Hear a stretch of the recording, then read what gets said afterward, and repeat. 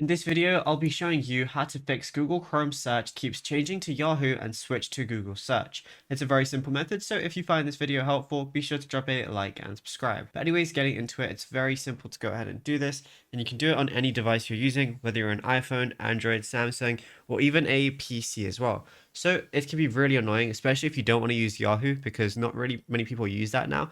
Many people just want to use the Google search engine.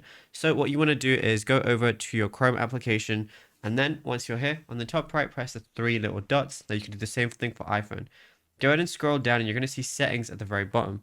Now, once you go ahead and click on this, you're going to see a lot of options, but within basics, the first option you're going to see is search engine.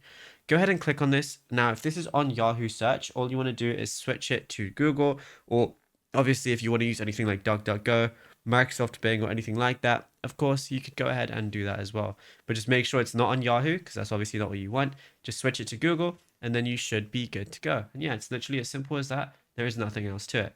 Now, if you found this video helpful, be sure to drop a like and subscribe. And also be sure to check out all our other tutorials that we've been posting on the channel as well, because there is a lot to go through, and you might find something that you didn't know about yet.